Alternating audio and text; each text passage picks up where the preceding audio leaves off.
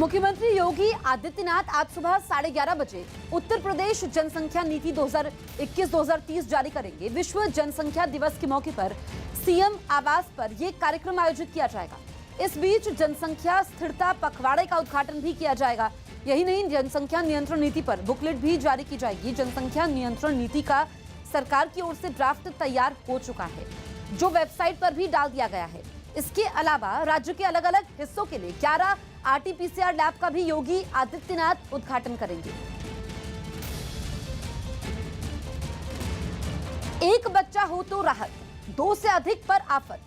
UP में जनसंख्या नियंत्रण पर योगी सरकार का ऐसा है नया फॉर्मूला, क्योंकि उत्तर प्रदेश की योगी आदित्यनाथ सरकार ने देश की सर्वाधिक जनसंख्या वाले प्रदेश का यूपी जनसंख्या विधेयक 2021 का ड्राफ्ट तैयार कर लिया है। इस नीति के मुताबिक 2 से ज्यादा बच्चे होने पर सरकारी नौकरियों में आवेदन से लेकर स्थानीय निकाय चुनाव लड़ने तक पर रोक लगाने का प्रस्ताव है। एक बच्चे पर सरकारी राहत, ज्यादा बच्चे हैं तो होगी आफत। यूपी में जनसंख्या नियंत्रण पर नई नीति, योगी सरकार ने तैयार किया फॉर्मूला।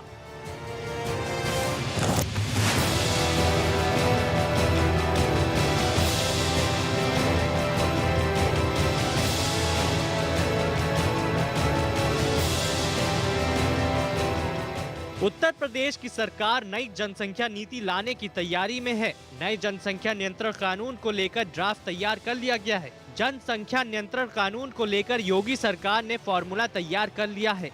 यूपी जनसंख्या विधेयक 2021 का ड्राफ्ट तैयार करके उसको वेबसाइट पर अपलोड कर दिया गया है और जनता से 19 जुलाई तक राय मांगी गई है।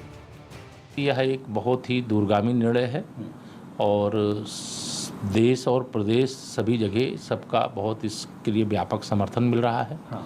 और आज की आवश्यकता है कि जनसंख्या नीति आ जाए और सब लोग जिस प्रकार से देश के सामने चुनौतियां खड़ी हो रही हैं उसका मिल करके मुकाबला करें। राज्य विधि आयोग अध्यक्ष न्यायमूर्ति AN मित्तल की देखरेख में ये मसौदा तैयार किया गया है। आयोग ने इस मसौदे पर लोगों की आपत्तियां व सुझाव भी मांगे हैं, जो 19 जुलाई तक आयोग को ईमेल या फिर डाक के जरिए भेजे जा सकते हैं। अगर योगी सरकार इस फॉर्मूले को हरी झंडी दे देती है तो फिर यूपी में जनसंख्या नियंत्रण की दिशा में बड़ा कदम माना जाएगा। ड्राफ्ट में जो प्रावधान किए गए हैं उसमें इंसेंटिव्स, प्रोत्साहन और डिसइंसेंटिव्स हैं।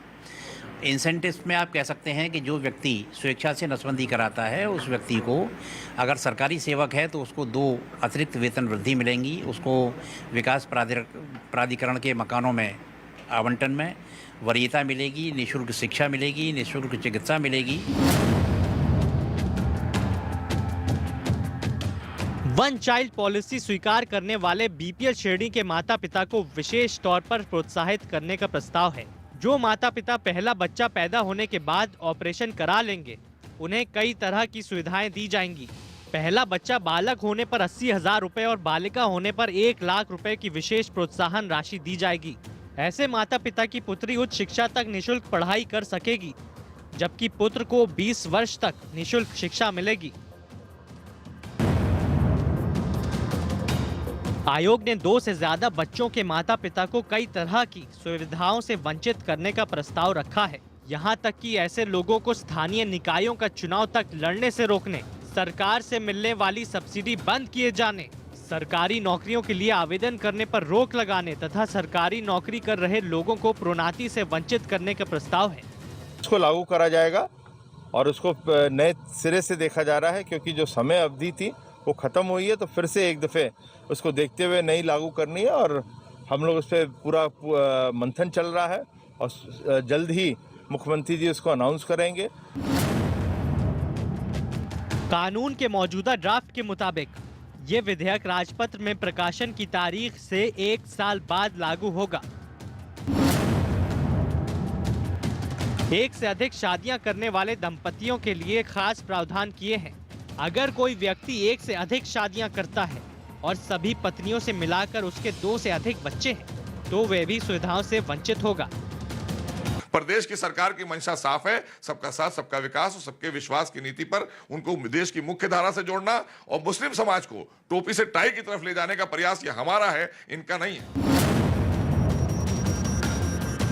2 बच्चे के नियम का पालन करने वाले सरकारी कर्मचारियों को अतिरिक्त रूप से पूरी सेवा के दौरान 2 अतिरिक्त वेतन वृद्धि, पूरे वेतन और भत्ते के साथ 12 महीने का मातृत्व या पितृत्व अवकाश और मुफ्त स्वास्थ्य देखभाल सुविधा और जीवन साथी को बीमा कवरेज मिलेगा। 1 बच्चे वाले कर्मचारी को 4 अतिरिक्त इंक्रीमेंट दिए जाएंगे।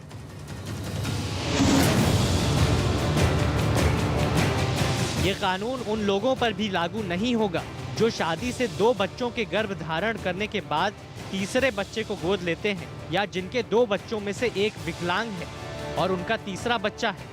यदि एक या दोनों बच्चों की मृत्यु हो जाती है तो तीसरे बच्चे को गर्भ धारण करने वाले जोड़े को कानून का उल्लंघन नहीं माना जाएगा। कानून की प्रस्तावना कहती है यूपी में सीमित संसाधन हैं। ऐसे में ये जरूरी है कि किफायती भोजन, सुरक्षित पेयजल, आवास, शिक्षा तक पहुंच सभी की हो। उत्तर प्रदेश सरकार इस मसौदे को लेकर अब सियासत गरमाने लगी है। हम छोटे परिवार के जनता नियंत्रण के पक्ष में हैं, लेकिन जोर जबरदस्ती, बगैर जानकारी के, बगैर विचार विमर्श के, जल्दबाजी में ऐसे कानूनों को लाए जाने के पक्षधर भी नहीं। कांग्रेस ने इस मसौदे को लेकर सरकार की नीयत पर सवाल खड़े किए हैं। जिस जनसंख्या के भरोसे, जिस जनसंख्या को देखकर आपकी बाछें खिल जाती है जब आप वोट मांगते हैं, वही जनसंख्या आपके लिए अभिशाप बन गई है। क्योंकि आपने शिक्षा का बजट काटा है, आपने स्वास्थ्य का बजट कम कर दिया है, आपने इस जनसंख्या को अभिशाप इसलिए बना दिया क्योंकि इनके पास नौकरी नहीं आज करने को। बहरहाल सियासी गहमा गहमी के बीच उत्तर प्रदेश की योगी सरकार की दलील है कि सभी प्रस्ताव जनसंख्या वृद्धि पर नियंत्रण करके नागरिकों को बेहतर सुविधाएं मुहैया कराने के उद्देश्य से तैयार किए गए हैं। लिहाजा जनता से मांगे गए सुझावों के बाद इसे अमल में लाने की तैयारी होगी। बिहार के कई जिलों में बाढ़ से हाहाकार मचा हुआ है। राज्य की कई नदियां खतरे के निशान के ऊपर बह रही हैं। वहीं दूसरी नदियों का जलस्तर भी लगातार बढ़ता जा रहा है, जिसकी वजह से कई जिलों में भारी तबाही मच गई। इस बीच समस्तीपुर की हसनपुर विधानसभा सीट से विधायक आरजेडी नेता तेज प्रताप यादव अपने इलाके का जायजा लेने पहुंचे। अपने समर्थकों के साथ एक नाव पर बैठकर उन्होंने बाढ़ में घिरे कई जगहों का हाल जाना। वहां चारों तरफ सिर्फ पानी ही पानी दिखाई दिया। पानी का स्तर तो इतना था कि मकानों की सिर्फ छतें ही नजर आ रही थी। सरकार का स्कूल ना है, देखना जरूरी है ना। वहीं तेज प्रताप यादव ने प्रशासन पर लोगों की अनदेखी का आरोप लगाते हुए बाढ़ पीड़ितों को तुरंत मदद पहुंचाने की सरकार से मांग की। जितने भी योजना चला जा रही है सब फेल है। सबका घर मकान टूट गया, आदमी इसमें बीमार हो रहा है, कोरोना का समय है।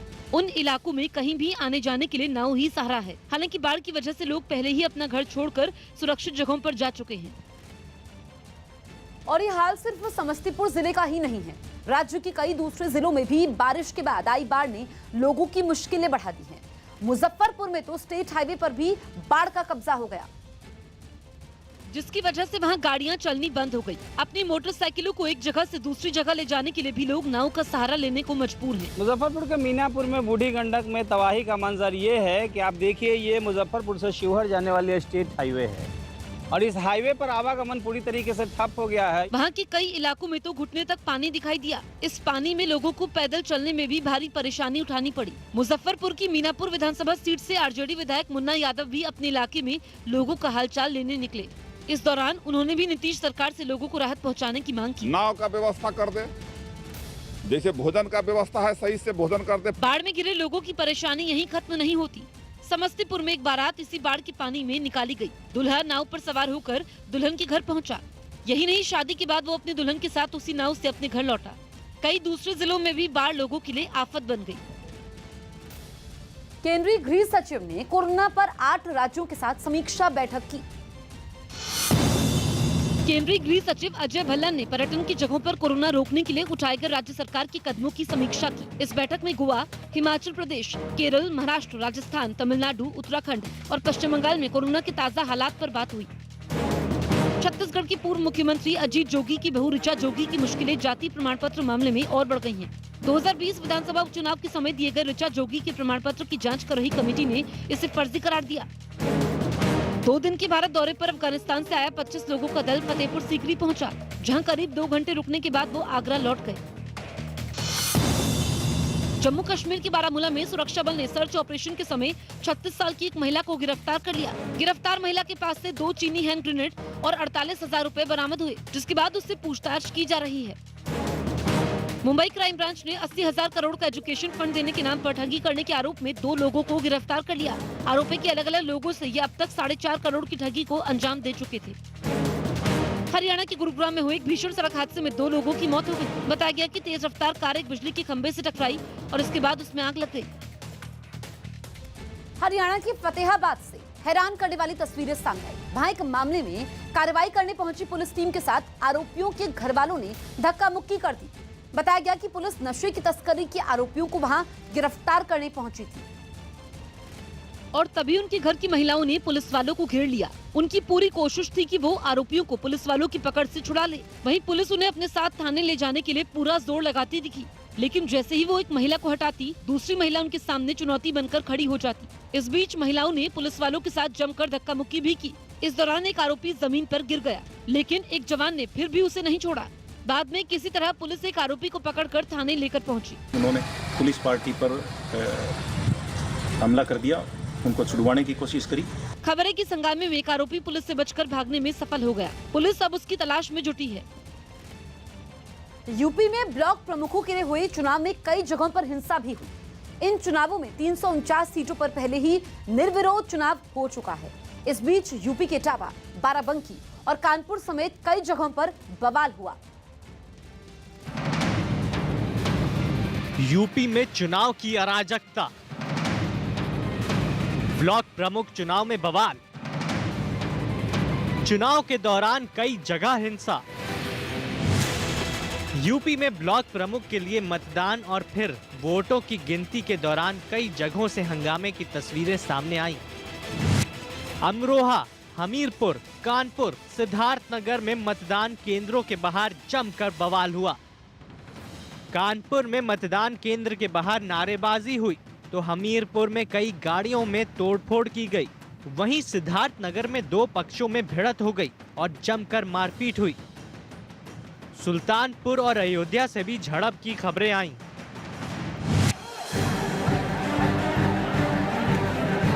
वोटिंग और बवाल के बीच दिन भर पुलिस की लाठीचार्ज और समर्थकों को खदेड़े जाने की अलग अलग तस्वीरों से ये बातें भी सामने आती रही हैं कि चुनावों में किस कदर कानून को ठेंगे पर रख दिया जाता है। यूपी में ब्लॉक प्रमुख के चुनाव में चंदौली में भी जमकर हंगामा हुआ। जानकारी के मुताबिक चंदौली में मतदान के दौरान बीजेपी और समाजवादी पार्टी के समर्थक आपस में भिड़ गए। इस दौरान दोनों तरफ से पत्थरबाजी भी हुई।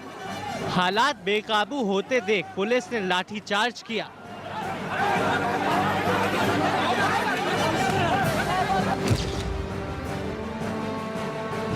जबकि हमीरपुर के सुमेरपुर ब्लॉक में मतदान केंद्र के बाहर समाजवादी पार्टी और बीजेपी के कार्यकर्ताओं के बीच जमकर बहस हो गई और थोड़े ही देर में हालात इस कदर बिगड़े कि नौबत तोड़फोड़ तक पहुंच गई। उत्पाती समर्थकों ने मतदान केंद्र के बाहर खड़ी एक गाड़ी के शीशे तोड़ दिए। जहाँ चुनाव चल रहा था उसी समय वोट डालने के लिए कुछ सदस्य वगैरह आए यहाँ पर और रास्ते में भी और यहाँ पर मारपीट करने की प्रयास किया गया। एक प्रत्याशी की गाड़ी में तोड़फोड़ की गई। पुलिस मौजूद थी, तत्काल आवश्यक बल प्रयोग करके खदेड़ा गया भीड़ को। यहाँ पर स्थिति सामान्य।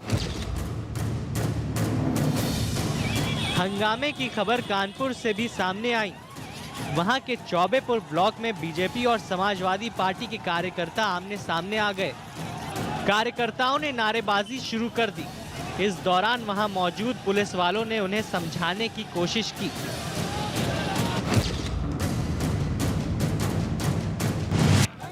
ब्लॉक प्रमुख के मतदान के दौरान अयोध्या के सुहावल ब्लॉक पर 2 गुटों में झड़प हो गई। आरोप लगाया गया कि बीजेपी कार्यकर्ताओं ने दूसरे पक्ष का होने के शक में एक लड़के की पिटाई कर दी।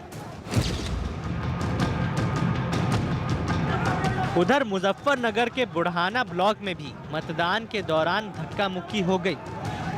आरोप है कि मतदान केंद्र पर जाने को लेकर विवाद शुरू हुआ, जिसके बाद बीजेपी और दूसरे दलों के कार्यकर्ताओं ने वहां हंगामा खड़ा कर दिया।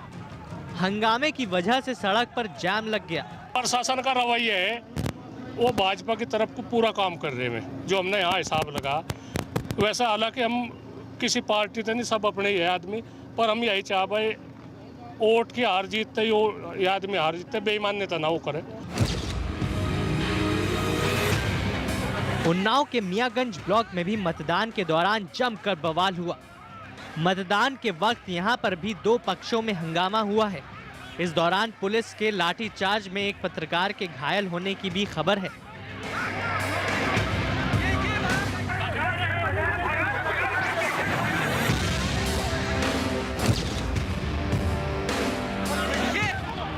यूपी के अमरोहा में ब्लॉक प्रमुख के मतदान के दौरान झड़प हो गई। बताया गया कि चुनावी रंजिश में बीजेपी और समाजवादी पार्टी के कार्यकर्ताओं के बीच मारपीट हुई।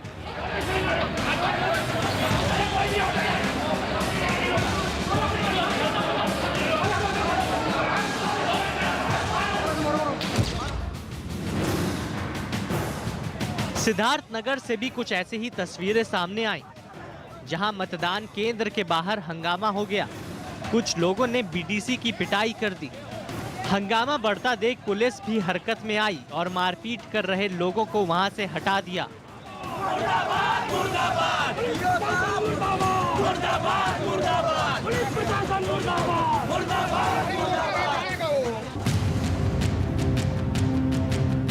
यूपी में ब्लॉक प्रमुख के नामांकन के दौरान हुई हिंसा के लिए समाजवादी पार्टी ने राज्य सरकार पर हमला बोला।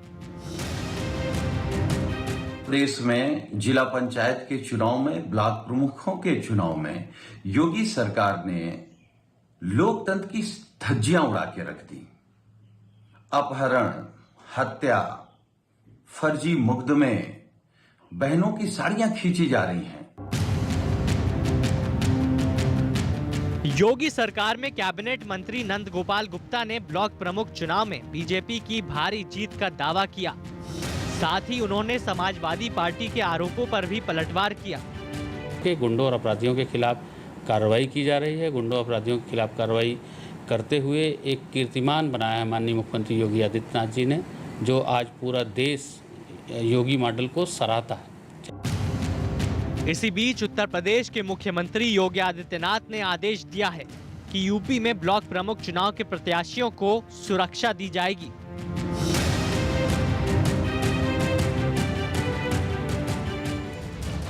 दिल्ली के पास गुरुग्राम से बड़ी खबर आ रही है। तेज रफ्तार कार बिजली के खंभे से टकरा गई। ये टक्कर इतनी जबरदस्त थी कि गाड़ी में आग लग गई, जिसमें 2 लोगों की मौत हो गई। पुलिस के मुताबिक कार राजस्थान की किसी आदमी के नाम पर रजिस्टर्ड है।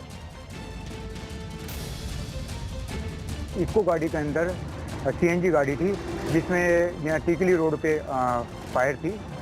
तो ये बिजली के पोल के अंदर गाड़ी टकराई है। टकरा के पलटी होने के बाद फिर आग लगी है, जिसके अंदर 2 आदमी थे।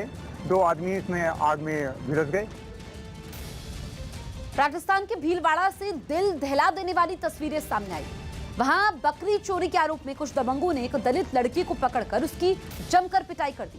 इस घटना पर राज्य की सियासत भी गर्मा गई और बीजेपी ने गहलोत सरकार को कटघरे में खड़ा कर दिया,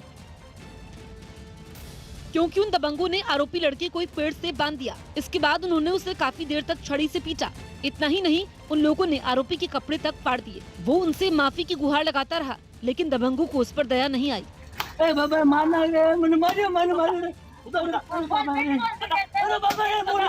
इस बीच गांव के कई लोग वहां जुट गए, लेकिन किसी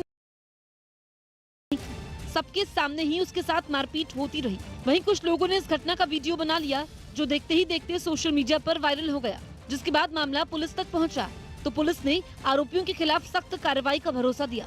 लोगों को डिटेन किया है। अब पीड़ित हमारे को वहाँ मिला नहीं, तो जल्दी से जल्दी प्रार्थना पत्र लेके मुकदमा दर्ज करके कार्रवाई करेंगे। लेकिन बीजेपी इस घटना पर राज्य सरकार पर हमलावर हो गई। पार्टी नेता राज्यवर्धन सिंह राठौड़ ने ट्वीट कर राज्य में दलितों पर हो रहे जुल्म का मुद्दा उठाया। अपने ट्वीट में उन्होंने गहलोत सरकार को भी आड़े हाथ लिया।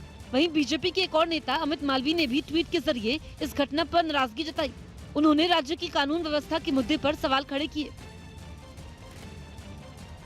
राजस्थान में कोरोना की नई गाइडलाइंस जारी कर दी गई। राजस्थान में कोरोना की नई गाइडलाइंस जारी कर दी गई हैं, जिसके मुताबिक अब वीकेंड कर्फ्यू को खत्म कर दिया गया है। साथ ही सिनेमा हॉल, ऑडिटोरियम भी 50% की क्षमता के साथ खोले जा सकेंगे।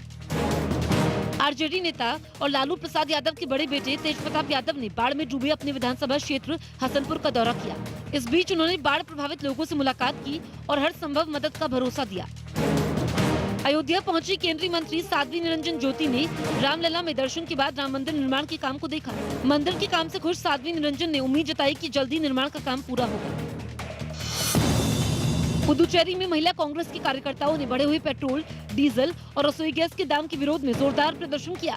इस बीच उन्होंने एक स्कूटर की सांकेतिक शव यात्रा भी निकाली। गुजरात के सूरत में मुख्यमंत्री विजय रूपाणी आज एक पुल का उद्घाटन करेंगे। बताया गया कि 7 साल में 87 करोड़ की लागत से बने इस पुल से रोज लाखों लोग सफर कर पाएंगे। कोरोना नियमों के पालन की सख्त चेतावनी के बाद भी दिल्ली के बाजारों में इसका असर होता नहीं दिख रहा। सरोजनी नगर मार्केट में एक साथ हजारों की संख्या में लोग जुटे दिखे, जिसमें कई ने तो मास्क तक नहीं पहना था। जम्मू कश्मीर के बारामूला में सुरक्षा बल को सर्च ऑपरेशन के समय एक महिला के पास से चीन में बना 2 ग्रेनेड और 48,000 रुपए बरामद हुए हैं, जिसके बाद सुरक्षा बल ने उस महिला को गिरफ्तार कर लिया है और उससे पूछताछ कर रही है। दिल्ली पुलिस की स्पेशल सेल ने एक इंटरनेशनल ड्रग्स रैकेट का भंडाफोड़ किया है। पुलिस ने इस सिलसिले में 4 आरोपियों को गिरफ्तार किया है। पुलिस का दावा है कि इस ड्रग्स रैकेट को अफगानिस्तान से ऑपरेट किया जा रहा था, जबकि पाकिस्तान से इस ड्रग्स रैकेट को चलाने के लिए फंडिंग भी की जा रही थी।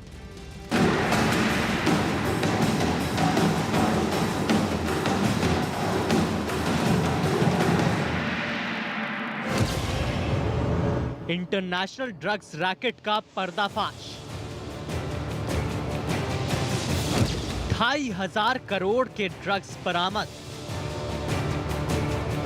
अफगानिस्तान से ऑपरेट हो रहा था रैकेट। पाकिस्तान से भी जुड़े ड्रग्स रैकेट के तार।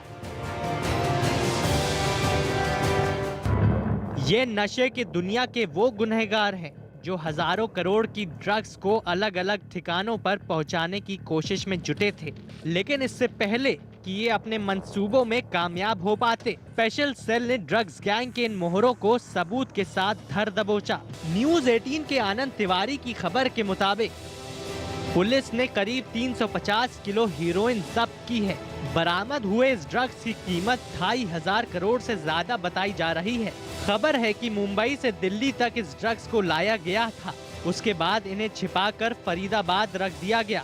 सूत्रों के हवाले से मिली खबर के मुताबिक इस ड्रग्स के लिए पाकिस्तान से फंडिंग के भी सुराग मिले।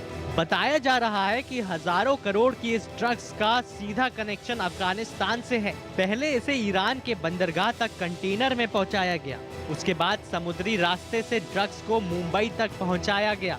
दिल्ली पुलिस की स्पेशल सेल ने ड्रग्स रैकेट से जुड़े 4 आरोपियों को गिरफ्तार किया है। यानी कि 354 केजी हेरोइन है।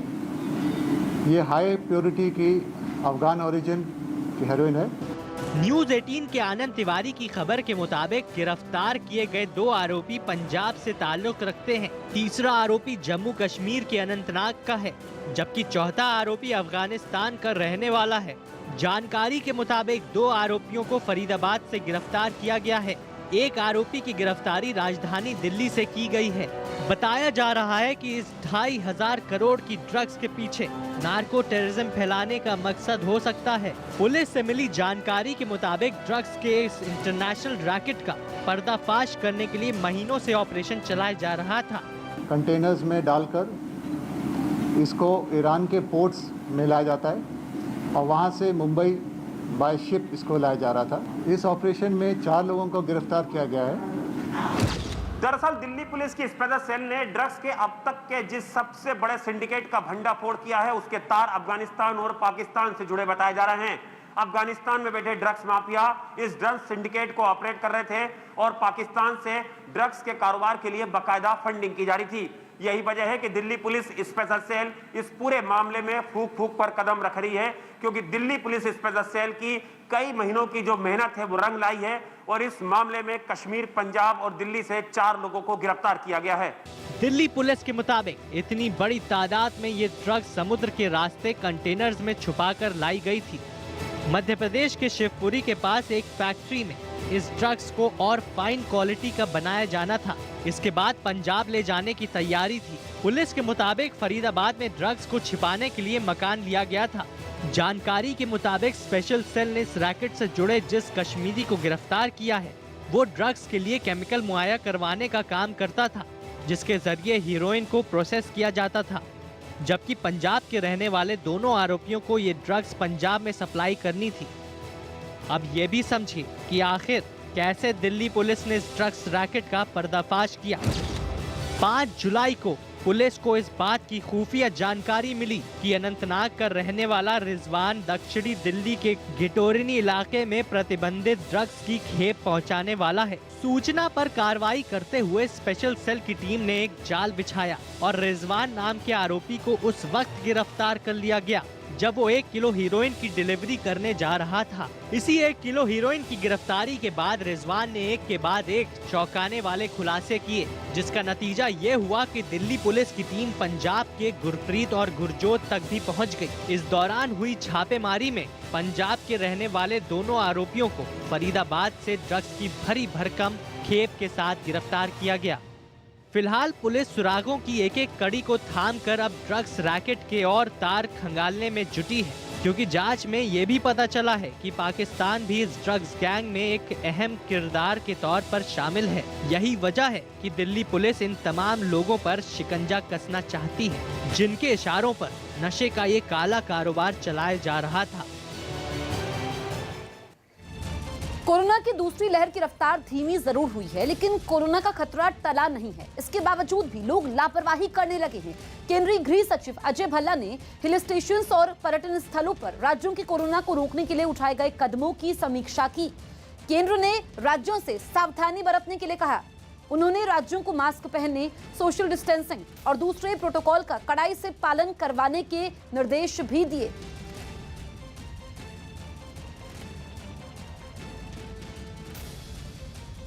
अफ्रीकी देश सोमालिया की राजधानी मोगादिशु में एक भीषण हमले में 9 लोगों की मौत हो गई, जबकि कई लोग घायल हो गए।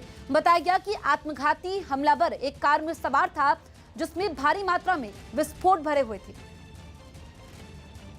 और इस हमले के बाद वहां तबाही के निशान दिखाई दिए। कई गाड़ियां इस धमाके की भेंट चढ़ गई तो सड़क पर चारों तरफ मलबा फैल गया। इस धमाके की जानकारी मिलते ही तुरंत वहां राहत और बचाव का काम भी शुरू कर दिया गया। राहत टीम ने बिना देरी किए घायल हुए लोगों को अस्पताल भिजवाया। खबर है कि अल शबीब नाम के एक चरमपंथी गुट ने इस हमले की जिम्मेदारी ली, जिसके निशाने पर वहाँ के पुलिस कमिश्नर थे, लेकिन वो इस धमाके में बाल बाल बच गए। जॉर्जिया में धार्मिक कार्यक्रम में शामिल हुए जयशंकर। जॉर्जिया दौरे पर गए विदेश मंत्री एस जयशंकर वहां हुए एक धार्मिक कार्यक्रम में शामिल हुए। भारतीय क्रिकेट टीम के तेज गेंदबाज रहे क्रिकेटर पंकज सिंह ने क्रिकेट के सभी फॉर्मेट से संन्यास ले लिया। अर्जेंटीना और ब्राजील के बीच Copa America final football match से पहले लियोनेल मेसी का शहर रोसेरियो पूरी तरह से रोशनी में नहाया नजर आया।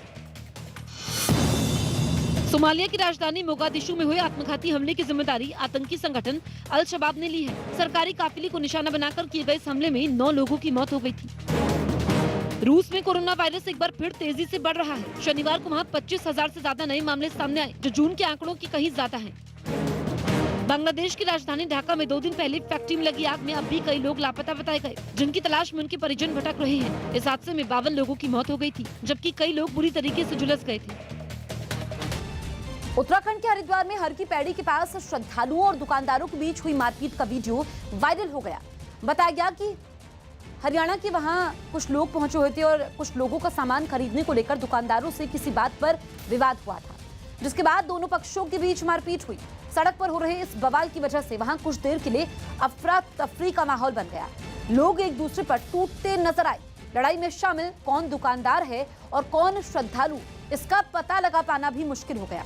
हालांकि थोड़ी देर बाद वहां मौजूद दूसरे लोगों ने बीच बचाव कर मामले को शांत करवाया।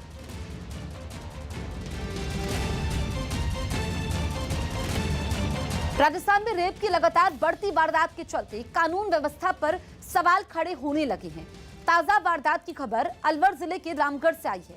जहां नाबालिग लड़की का पहले तो अपहरण किया गया, उसके बाद रेप की वारदात को अंजाम दिया गया। इतना ही नहीं, पीड़ित परिवार को जान से मारने की धमकी भी दी गई। राजस्थान में ये वारदात ऐसे वक्त में अंजाम दी गई जब पहले ही राज्य का सिस्टम इस तरह की घटनाओं से सहमा हुआ है। रेप की वारदात से सहमा राजस्थान। उदयपुर के बाद अब अलवर में वारदात। बेटियों की सुरक्षा पर उठे कई सवाल। राजस्थान में सिर उठा रहा है अपराध।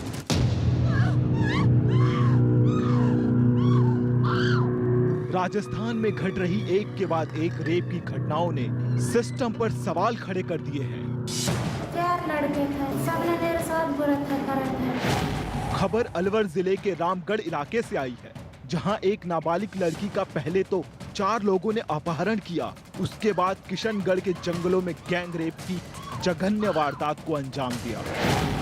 खुद सुनिए उस पीड़ित की जुबानी जिसके साथ ये दरिंदगी की गई। उन्होंने कही तेरा बाप को नंबर था, मेरा बाप से कही अब तेरी लड़की हमारे पास है तो कहीं लेके ना आना, नहीं तेरी लड़की हम गोली सुला देंगे। दरअसल ये वारदात 5 जुलाई को उस वक्त की है जब पीड़ित लड़की अपने घर से पानी लेने के लिए निकली थी। इसी दौरान कार में आए 4 लोगों ने लड़की को जबरन गाड़ी में बैठा लिया, जिसके बाद किशनगढ़ के सुनसान जंगलों के बीच लड़की के साथ सामूहिक बलात्कार किया गया। इस दौरान ग्रामीणों ने 3 आरोपियों को तो पकड़ लिया, लेकिन चौथा आरोपी मुश्ताक पीड़ित को अपने साथ लेकर फरार हो गया। इस दौरान आरोपियों ने पीड़ित पिता को मोबाइल पर जहां मामले को दबाने की धमकी दी, बल्कि ये भी कहा कि अगर उन्होंने मामले को जल्द से जल्द नहीं दबाया तो उन्हें मौत के घाट उतार दिया जाएगा। घर से पानी के लिए मतलब बोरिंग पे जा रही थी तो पीछे से एक कार आई, उसमें 4 लोग थे। मेरी लड़की को पीछे से कोड़ी में भरकर गाड़ी में पटक लिया। फिलहाल इस मामले में पुलिस ने पीड़ित की शिकायत के बाद अपनी जांच शुरू कर दी है। रामगढ़ में आज सुबह एक FIR 4 लोगों के खिलाफ आई है, जिसमें लड़की की उम्र 16 वर्ष है और 4 अलग अलग लोगों का आरोप लगाए हुए हैं, जिसमें उसका मेडिकल बोर्ड से मेडिकल करवाया जा रहा है और बयान दर्ज कर शीघ्र कार्रवाई की जाएगी। उधर राजस्थान के ही उदयपुर में भी दरिंदगी का पर्दाफाश हुआ है। पुलिस की गिरफ्त में बैठे इस शख्स पर आरोप है कि इसने अपने दोस्त के साथ मिलकर एक नाबालिग के साथ कई महीनों तक बलात्कार किया। जान से मार देने की धमकी के चलते पीड़ित चुप रही, लेकिन लड़की के साथ इस घिनौनी वारदात का खुलासा उस वक्त हुआ जब तबीयत बिगड़ने पर लड़की को अस्पताल ले जाया गया। अस्पताल में पता चला कि लड़की 4 महीने से गर्भवती है। इस मामले में पुलिस ने 2 आरोपियों को गिरफ्तार कर लिया है। मेरे थाने की अलग अलग टीमें बनाई गई। मुलजिम जो मेन अभियुक्त है मांगीलाल पिता रूपलाल, उसकी गिरफ्तारी की गई है, जिसमें एक बाल अपचारी भी है, उसको भी डिटेन किया गया है। राजस्थान में रेप की ऐसी ही घटनाओं ने इसलिए सनसनी पैदा कर दी है क्योंकि बीते 6 महीने में यहाँ रेप की वारदात में 30% इजाफा हुआ है। पिछले 30 दिन में राजस्थान में रेप के 561 मामले दर्ज किए गए हैं। अकेले अलवर जिले की बात करें तो यहाँ 10 दिन में रेप के 8 मामले सामने आए हैं। इस साल जून में सबसे ज्यादा रेप की घटनाएं सामने आई हैं। 6 महीने में दुष्कर्म की वारदातें 30% बढ़ गई। पिछले 30 दिन में ही 550 केसेस आए। पिछले 30 दिन के अंदर 550 केस। एक भूखी महिला जो खाना मांग रही हो, उसके साथ में लॉकडाउन में रेप होता है। जयपुर में छत पे कपड़े सुखाने गई एक लड़की को उठा के ले जाते हैं। आप राजस्थान आए तो बस स्टैंड पे खड़े मत होइएगा अकेले, क्योंकि अलवर में उठा के ले गए। यही वजह है कि राजस्थान महिला आयोग की पूर्व अध्यक्ष भी राजस्थान के सिस्टम पर सवाल उठा रही हैं। आश्चर्य तब होता है कि अलवर में एक समुदाय विशेष के लोग उठा के एक 16 साल की बालिका को ले जाते हैं, गैंग रेप करते हैं। गोबुंदा जैसे कस्बे में जाके वहाँ बलात्कार होता है। 12 में होता है, हाईवे पे महिला पति के साथ जा रही है, उसके साथ गैंग रेप होता है। सीकर, झुंझुनू, कोई ऐसा जिला नहीं है जहाँ आपको ये खबरें ना मिल। राजस्थान में रेप की घटनाओं को लेकर अगर बीते एक महीने का औसत निकाला जाए तो रोजाना 18 से ज्यादा रेप की घटनाओं को अंजाम दिया जा रहा है। जाहिर है न सिर्फ राज्य की कानून व्यवस्था कटघरे में खड़ी हो रही है, बल्कि पूरे सिस्टम पर भी सवाल उठ रहे हैं। सवाल ये कि आखिर क्यों राजस्थान में अपराधी बेखौफ होकर ऐसी जघन्य वारदात को अंजाम दे रहे हैं? क्यों अपराधियों के मन में पुलिस की दहशत गायब हो चुकी है? गुजरात के अहमदाबाद के साइंस सिटी में रोबोटिक गैलरी तैयार की गई है, जहां कई तरह के रोबोट अलग अलग काम करते दिखाई दिए। खबर है कि पीएम नरेंद्र मोदी अपने गुजरात दौरे के समय 15 या 16 जुलाई को इस गैलरी का लोकार्पण करेंगे, जहां अलग अलग तरह के रोबोट लोगों को अपना जलवा दिखाएंगे। इस गैलरी के बाहर ही 3 बड़े रोबोट नजर आए, जिनमें एक तो काफी बड़ा था। वहीं अंदर दाखिल होते ही एक खास रोबोट लोगों का स्वागत करते नजर आया। उसे इस तरह तैयार किया गया है कि वो वहां पहुंचने वाले लोगों को खुद ही घूम घूम कर सभी चीजों की जानकारी देगा। कुछ रोबोट वहां खेलते दिखे तो 2 आपस में लड़ते हुए भी नजर आए। बताया गया कि इस गैलरी का मकसद लोगों को इस बात की जानकारी देना है कि रोबोट का इस्तेमाल इन दिनों न केवल रक्षा और स्वास्थ्य के क्षेत्र में बल्कि राहत और बचाव के साथ खेती में भी किया जा रहा है। अफगानिस्तान में हर बीतते दिन के साथ तालिबान के लौटने का खतरा बढ़ता जा रहा है। आलम यह है कि अफगानिस्तान के जिन इलाकों में तालिबानी लड़ाकों के खौफ की दहशत सुनाई दे रही है, वहां से लोग अपना घर-बार छोड़कर भागने लगे हैं। तालिबान का दावा है कि अफगानिस्तान का 85% इलाका उसके लड़ाकों के कंट्रोल में है और लगता है कि जल्द ही पूरे अफगानिस्तान पर उसका कब्जा हो जाएगा। दरअसल जिस रफ्तार से तालिबान अफगानिस्तान पर कब्जा करता जा रहा है, उससे पूरी दुनिया परेशान हो रही है।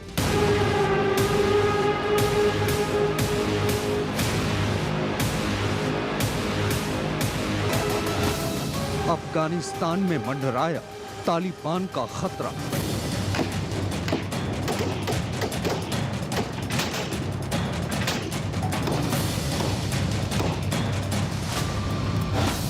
अफगानिस्तान में तालिबान का कोहराम।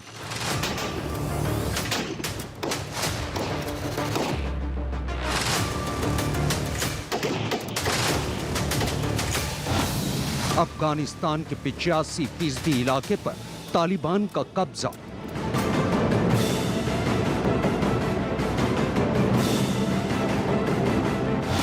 अफगानिस्तान में तालिबान राज 2.0। एक बार फिर अफगानिस्तान में तालिबान के खौफ की दहशत दस्तक दे रही है। एक बार फिर अफगानिस्तान में तालिबान के कोहराम की गूंज सुनाई दे रही है। एक बार फिर अफगानिस्तान में तालिबान के राज की वापसी का खतरा मंडरा रहा है। अप्रैल 2021 में अमेरिकी राष्ट्रपति जो बाइडेन के अफगानिस्तान से अमेरिकी सेना की वापसी के ऐलान के बाद से ही अफगानिस्तान में तालिबान बेलगाम होता जा रहा है। जैसे जैसे अफगानिस्तान से अमेरिकी और नेटो फौज की वापसी हो रही है, वैसे वैसे तालिबानी लड़ाके अफगानिस्तान को अपनी गिरफ्त में लेते जा रहे हैं। तालिबान ने दावा किया है कि अब तक उसके लड़ाके अफगानिस्तान के 85% इलाके पर कब्जा जमा चुके हैं और अपने दावे को साबित करने के लिए तालिबान ने बाकायदा एक वीडियो भी रिलीज किया है।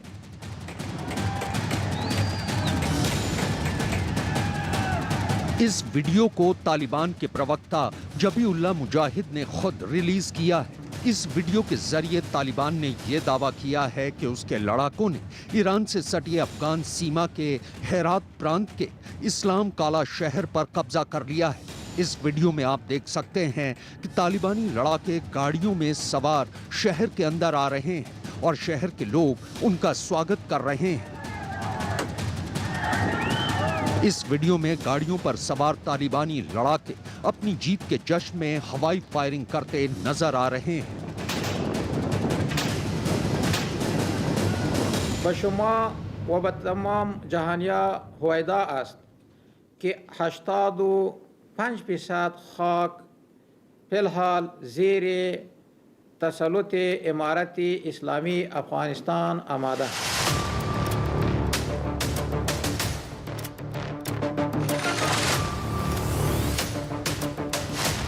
अफगान सरकार ने तालिबान के इस दावे का खंडन किया है और भारत में अफगानिस्तान के राजदूत फरीद मामुनजाई का आरोप है कि पाकिस्तान तालिबान को अफगान सरकार और सेना के खिलाफ भड़का रहा है और उसे जंग के लिए पैसे, ट्रेनिंग और हथियार भी मुहैया करवा रहा है।